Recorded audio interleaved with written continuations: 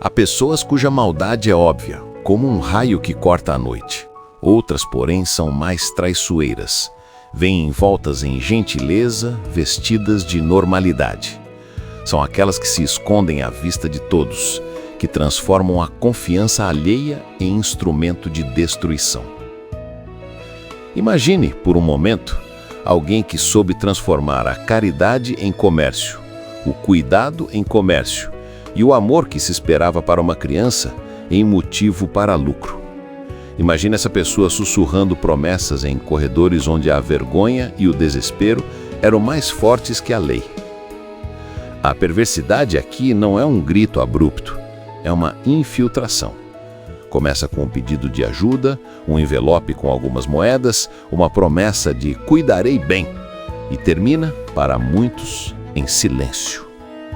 O nome dessa mulher, quando finalmente saiu nas manchetes e nos tribunais, encheu jornais, fez gente cochichar nas filas e marcou uma época de choque moral. O nome dela foi pronunciado como um aviso: Emilia Dyer. Quem era Emilia Dyer? Não era, à primeira vista, uma figura saída de um conto de horror. Era uma mulher treinada como enfermeira com experiência no cuidado infantil, uma dessas pessoas que a sociedade, acostumada a esconder suas vergonhas, procurava. Mas no coração de seu trabalho havia uma sombra, o baby farming, a prática vitoriana de recolher bebês indesejados em troca de pagamento, num tempo em que mães solteiras eram empurradas para as margens da vida e da lei. Estudos e relatos da época mostram como esse mercado floresceu por causa da vergonha social e da falta de proteções, criando oportunidades financeiramente lucrativas e perigosas. No começo, muitos desses serviços eram legítimos: casas de acolhimento, lares provisórios, acomodação até que a família pudesse reassumir a criança. Mas a linha entre sobrevivência e monstruosidade era frágil. Para algumas pessoas, aceitar um bebê por um pagamento se transformou num cálculo frio. Por que sustentar uma criança por meses se é possível receber um pagamento único e silenciosamente eliminá-la? Foi nesse terreno escuro que Emilia começou a se movimentar. Dyer esteve ativa por décadas. Quando suas ações vieram à tona, a contagem dos mortos variou. Havia corpos recuperados, cartas de mães desesperadas, roupas e evidências guardadas em caixas, e ao redor disso tudo, a conclusão aterradora que estudiosos e autoridades fariam mais tarde: centenas de crianças podem ter morrido sob seu cuidado. Estimativas históricas apontam algo na faixa de algumas centenas, com números citados frequentemente próximos de 400.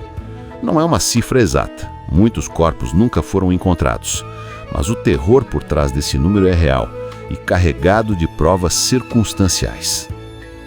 O que precipitou sua caída não foi um ato isolado, mas um erro de cálculo.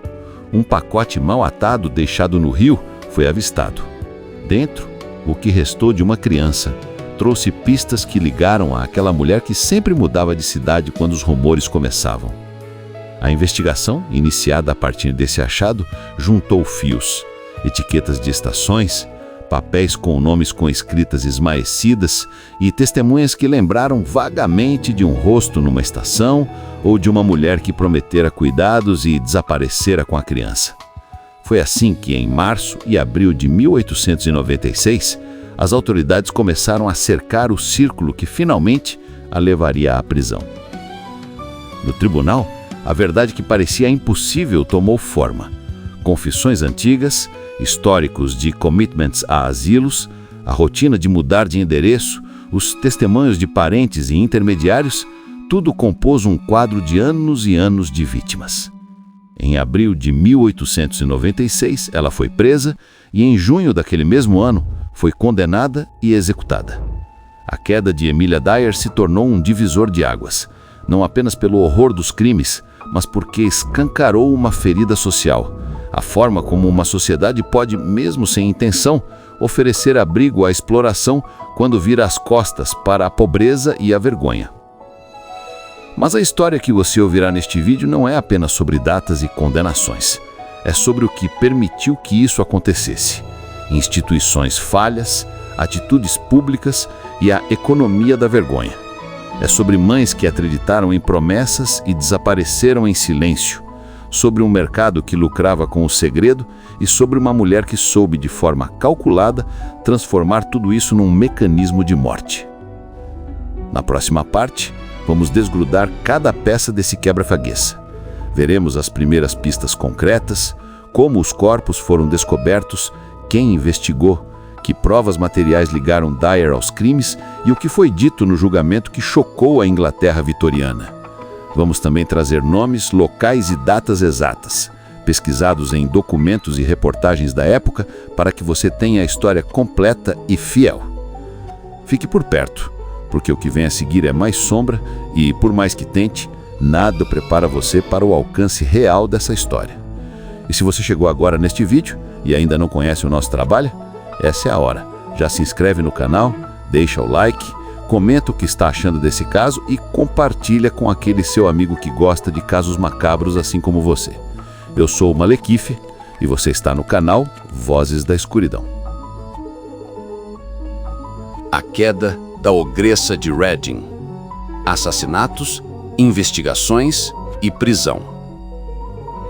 Depois de anos operando nas sombras, manipulando mães desesperadas e escondendo seus crimes sob o véu da caridade, Amelia Dyer cometeu o erro fatal e começou a tecer sua própria ruína.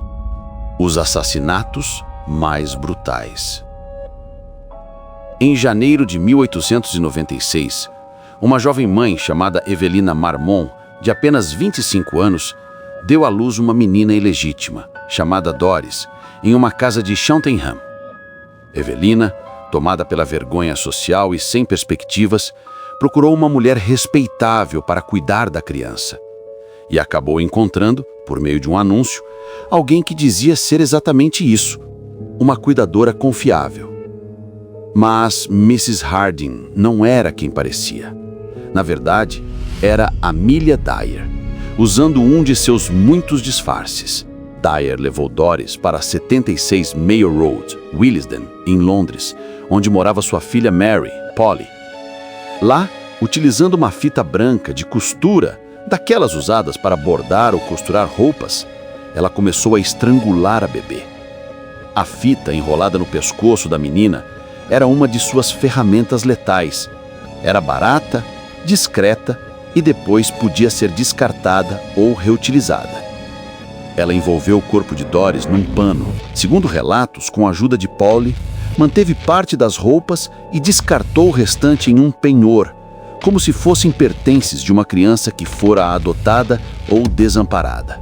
No dia seguinte, 1º de abril de 1896, outra criança, o pequeno Harry Simmons, foi entregue a Dyer nesse mesmo endereço.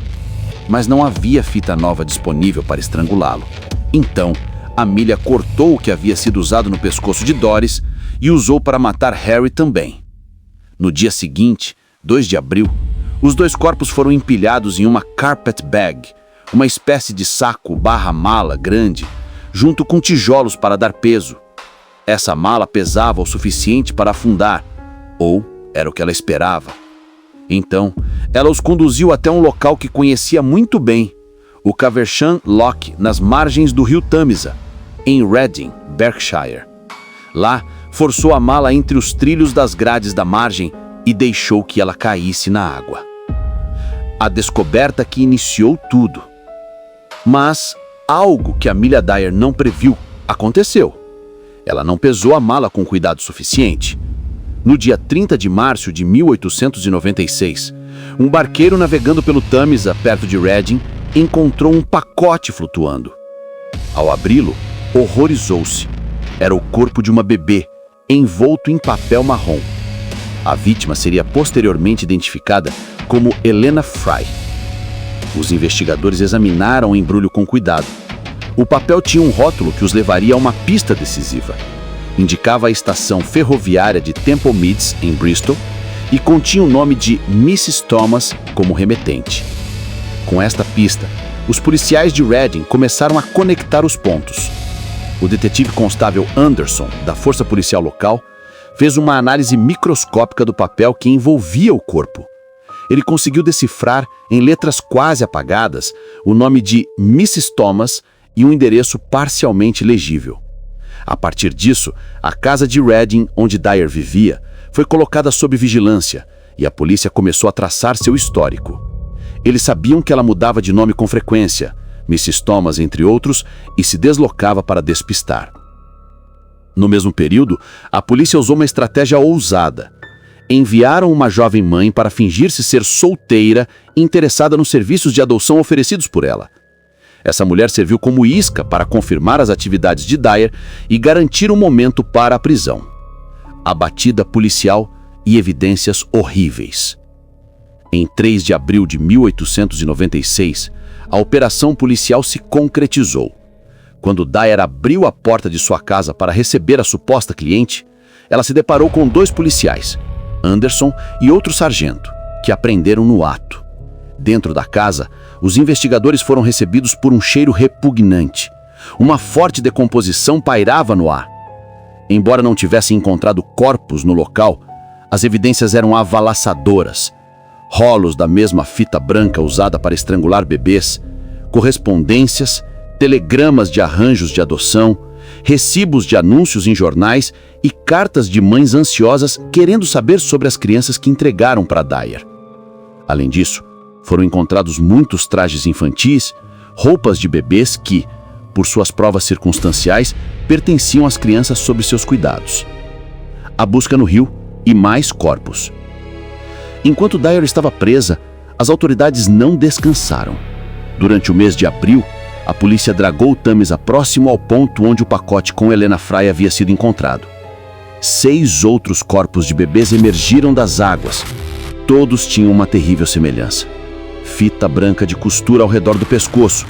O mesmo sinal que Dyer admitiria mais tarde identificar como sua. Quando confrontada, Amelia confessou: "Você saberá quais são os meus pelo laço ao redor do pescoço." Em outras palavras, ela reconheceu a fita como a marca de suas vítimas. A vida errante de Dyer, mudanças de endereço e disfarces. Para escapar da suspeita, Dyer não se limitava a uma única cidade. Ela se mudou diversas vezes. A partir de 1893, ela saiu do asilo de Somerset em Bath, onde havia fingido colapsos mentais, e reiniciou sua rede de baby farming. Em 1895, ela estabeleceu-se em Caversham, Berkshire, acompanhada por sua filha Polly, seu genro Arthur Palmer e uma mulher recrutada chamada Jane Granny Smith. Logo se mudou para 45 Kensington Road, Reading, onde continuou suas atividades sob disfarces, Mrs. Thomas, entre outros, para manter a imagem de uma mulher simples e confiável. Smith, sua cúmplice, era convencida a chamá-la de mãe na frente de mães confiantes para reforçar a imagem materna de Dyer. Esse itinerário constante ajudava Dyer a evitar a investigação e a manter sua operação lucrativa e mortal por tempo prolongado. Julgamento e condenação. Em 21 de maio de 1896, Amelia Dyer foi levada a julgamento na Old Bailey, em Londres, acusada formalmente do assassinato de Doris Marmon. No tribunal, ela tentou usar a insanidade como defesa, alegando que seu estado mental justificava suas ações, mas o juiz e o júri não compraram seus argumentos. Em apenas 5 minutos, o júri a condenou à morte. Esta rapidez demonstrou o horror e a repulsa que o caso provocava. Ela foi enforcada em 10 de junho de 1896, na prisão de Newgate, Londres. Apesar de ter sido condenada por apenas um assassinato, a investigação e os registros apontavam para muito mais. As autoridades estimaram que ela poderia ter matado entre 200 e 400 bebês durante décadas. Sua exposição chocou a sociedade vitoriana. O caso escancarou as falhas do sistema legal e social, mães solteiras vivendo na sombra da vergonha, a inexistência de fiscalização sobre baby farmers e a brutalidade ocultada por trás do que muitos viam como ato de caridade. Depois do julgamento, leis começaram a mudar. A partir desse escândalo, surgiram reformas nos processos de adoção, exigindo mais controle sobre quem podia assumir bebês e como essas crianças eram cuidadas, para que crimes tão atrozes não se repetissem. A história de Amelia Dyer, a famosa Ogressa de Reading, é mais do que uma assassina em série, mas o retrato sombrio de uma época em que o desespero humano e a desconfiança social se uniram para alimentar uma monstruosidade. Uma mulher que se aproveitou de mães vulneráveis, trocou promessas por vidas inocentes e escondeu corpos mortos em pacotes jogados no rio, que se reinventava com novos nomes, mudava de cidade, engolia a culpa sob o manto da normalidade. Quando a polícia finalmente bateu à sua porta, encontrou muito mais do que evidências. Encontrou o estigma de uma sociedade que permitiu por tanto tempo que a perversidade fluísse disfarçada de compaixão. Se você achou essa parte chocante, espere, ainda tem mais.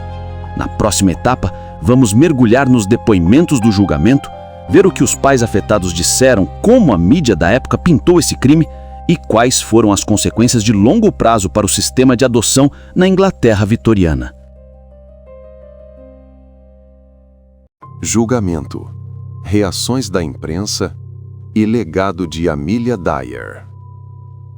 No coração do tribunal, naquele maio de 1896, a ogresse de Reading enfrentou sua hora decisiva. Aquele não era apenas um julgamento, era o clímax de décadas de horror escondido. A mídia, o público e a própria sociedade vitoriana aguardavam para ver se a monstruosidade por trás de tantos bebês desaparecidos finalmente ficaria conhecida. O julgamento no Old Bailey. Em 22 de maio de 1896, Amelia Dyer subiu ao banco dos réus no Old Bailey, o tribunal mais famoso de Londres. Ela admitiu culpa por pelo menos um assassinato, o de Doris Marman. Sua defesa, porém, alegou insanidade. Durante o processo, testemunhas foram chamadas. Familiares que disseram que haviam crescido desconfiados de seu comportamento, associados que afirmaram que Dyer escapara da suspeita em outras ocasiões. Segundo registros históricos, sua filha, Mary Ann Polly, prestou depoimento com detalhes gráficos sobre como Doris foi estrangulada com fita branca, o mesmo tipo de fita usada em outras vítimas descobertas no rio Tâmisa.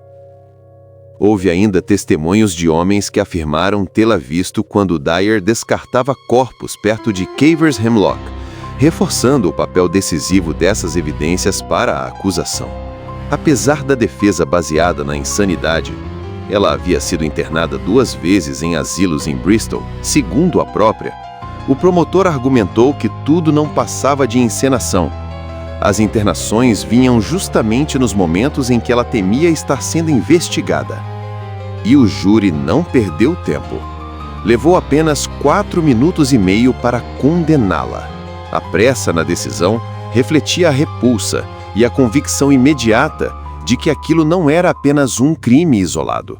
Era parte de algo muito maior, muito mais sombrio. Confissões finais e execução. Nas 3 semanas que viveu na cela, ela escreveu. Preencheu 5 cadernos com o que chamou de sua confissão final e verdadeira. Quando o capelão foi visitá-la na véspera da execução, ela entregou os cadernos dizendo apenas: "Isso não é suficiente?" No dia 10 de junho de 1896, ela foi enforcada em Newgate Prison, sob a supervisão do carcereiro James Billington. Ao ser perguntada, já no patíbulo, se tinha algo a dizer, ela respondeu em silêncio: "I have nothing to say." E foi deixada cair exatamente às 9 horas da manhã.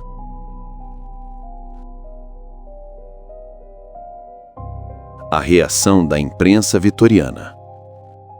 Os jornais da época reagiram com indignação. De acordo com pesquisa acadêmica, o jornal The Times, em seu editorial logo após a condenação, sugeriu que o assassinato de Doris poderia ser apenas a ponta do iceberg e que o verdadeiro motivo de Dyer era puramente financeiro. Eles criticaram a prática do baby farming e apontaram que a rede de Dyer era só uma parte de um sistema falho. Enquanto isso, a imprensa sensacionalista da época, como a Illustrated Police News, descreveu sua execução com riqueza de detalhes macabros, o nervosismo, a agitação da última noite, seu peso corporal alto, relatado em várias matérias, retratando-a como uma figura monstruosa, já não humana. Legado legal e mudança social. O julgamento de Amelia Dyer não foi em vão. A comoção pública e a horrorosa revelação de que tantos bebês haviam desaparecido sob os cuidados de baby farmers provocaram uma onda de reformas. No ano seguinte, em 1897, foi aprovada a Infant Life Protection Act, que exigia que autoridades locais fossem notificadas sobre a custódia de crianças e quaisquer mortes de menores.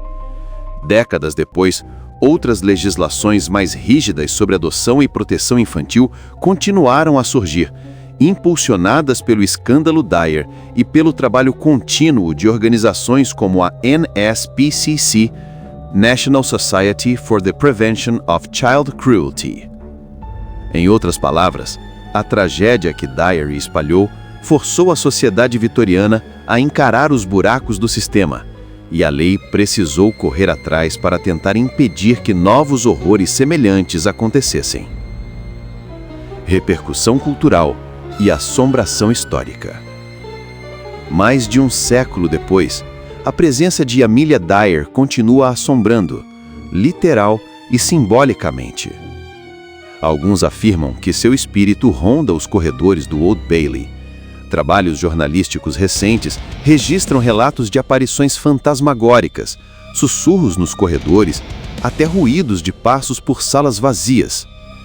Para muitos, ela se tornou um símbolo do mal silencioso, não apenas uma assassina em série, mas a personificação de uma época marcada por desigualdade, vergonha social e negligência institucional. O caso de Amelia Dyer nos força a perguntar: até que ponto uma sociedade que punia a vulnerabilidade social, ignorava o desespero das mães e banalizava serviços baratos, estava preparando o terreno para o horror? E o que realmente mudou depois dela? Se existiu justiça para os bebês que nunca foram nomeados, para as mães que perderam a confiança e para as instituições que falharam, é algo que ecoa até os dias de hoje.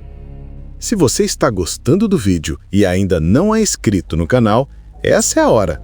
Aproveita, já se inscreve, deixa o like, compartilha e comenta o que você está achando desse caso tão macabro e de tamanha crueldade. No fim, quando a gente observa tudo o que aconteceu, fica impossível não sentir um peso profundo. Aquele tipo de silêncio que só surge depois de encarar a face mais crua e real do mal humano. Amelia Dyer não foi apenas uma criminosa. Ela foi o reflexo distorcido de uma sociedade falha, negligente, que deixou brechas suficientes para que uma única pessoa transformasse vulnerabilidade em lucro e bebês indefesos em vítimas de uma brutalidade inimaginável. E por mais que a justiça tenha sido feita em 1896, nada, absolutamente nada, traz de volta as centenas de vidas apagadas. O caso dela nos lembra de algo incômodo. Os monstros mais perigosos nem sempre se escondem na escuridão. Às vezes estão à vista de todos, mascarados de cuidado, confiança e normalidade. Se existe uma conclusão possível aqui, é que histórias como essa servem como alerta eterno, para que a gente questione, investigue e jamais permita que o sofrimento silencioso se transforme em tragédia. Amelia Dyer pode ter sido enforcada, mas as cicatrizes do que ela fez continuam vivas na história. E no fim das contas, meu amigo, o horror mais profundo não está nos fantasmas, mas nos seres humanos capazes de escolher o mal conscientemente. Se você ficou até aqui, primeiro, meu respeito. Casos assim não são fáceis, mas são necessários. Agora, não esquece. Deixa o like para fortalecer o canal. Se inscreve no Vozes da Escuridão. Ativa o sininho para não perder nenhum novo episódio. E comenta aqui embaixo.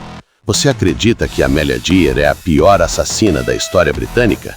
Ou existem casos ainda mais sombrios esperando para serem revelados? Eu sou Malekith e você está no Vozes da Escuridão, onde a verdade ecoa mais forte do que o medo. Até o próximo episódio. E lembre-se, nem sempre a escuridão está lá fora. Às vezes, ela mora dentro de alguém.